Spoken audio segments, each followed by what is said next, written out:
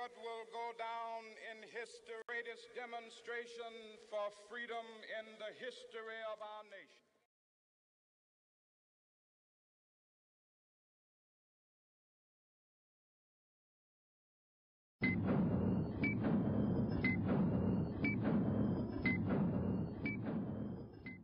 So you guys have very different views on government.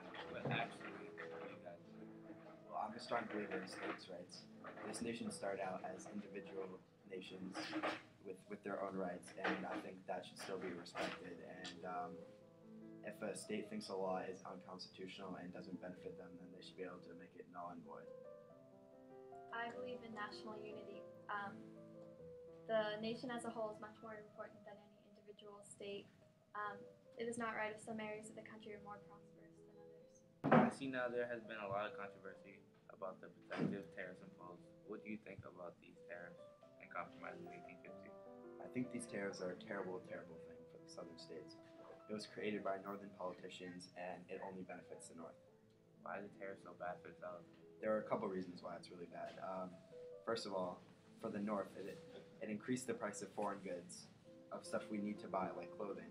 And so we had to buy from the north, so it helped their economy, but it didn't do anything for ours because there was no increase on taxation of foreign cotton and tobacco.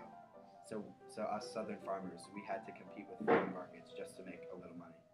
My home state of South Carolina was hit harder than anywhere else.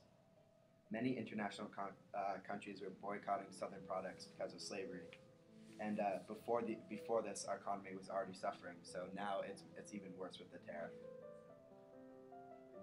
This is where nullification comes into play. Exactly. This protective tariff was of absolutely no benefit to South Carolina. So why should we have to live by it? As I wrote in my pamphlet, The Southern Carolina Exposition and Protest, the federal government is one of specific powers, and it can rightfully exercise only the powers expressly granted, and those that may be necessary and proper to carry them into effect, all others being reserved expressly to the state or to the people. The protective tariff is not necessary and proper to the state of South Carolina, so we should not be able to declare. So we should be able to declare it unconstitutional. I see. Henry Clay, what do you think about these issues? I strongly disagree with what my colleague is saying. The protective tariff of 1828 was a means of support to the U.S. economy. It protected U.S. industry from foreign manufacturers and could make larger internal markets for cotton, food, and other U.S. products. Despite what Mr. Calhoun said, the protective tariff benefited the South as well as the North. The South no longer had to worry about uncertain profit. They knew they would have a steady amount of income from the North. Yes, the South did have to pay for more products than they previously had, but that too would have benefited them in the long run because they would have established a stable market and the tariff then continued. What do you think about the nullification? And what is this doctrine of nullification set up again, revived, neither enlarged nor improved, nor expanded in the new edition of it, then that what a single state shall undertake to say that a law passed by the 29 states is unconstitutional and void. She may rise the standards of resistance and defy the 29. What do you guys think about the Second National Bank? Henry Clay would like to go first. Sure. Well, I'm sure you know I actually suggested the establishing of the Second Bank of the United States in my American system. I think it could have been great for the United States economy.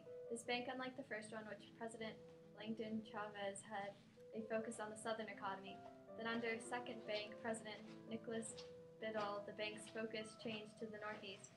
I think that if the bank had been made to benefit all regions, then it would have had a greatly beneficial thing on the U.S. economy.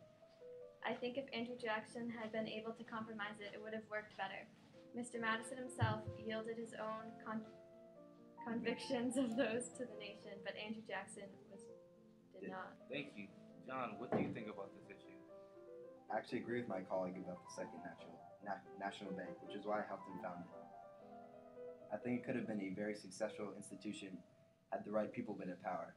Andrew Jackson, who was my running mate at a time, was very against it. He was unwilling to compromise, and because of this, the National Bank suffered greatly. He vetoed the rechartering of the bill, although Congress had voted for it. His unwillingness to compromise led to the eventual destruction of the bill and economic turmoil that followed. Okay, thank you for your time.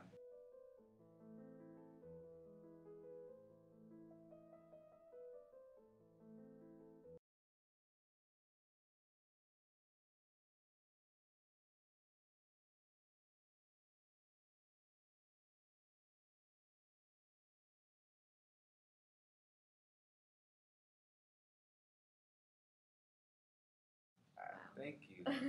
John, That's what fine. do you think about this issue? I actually agree with my colleague about the Second National Bank, which is why I helped him found it.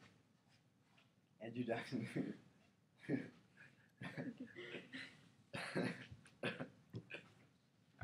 Alright. I'll just read my part.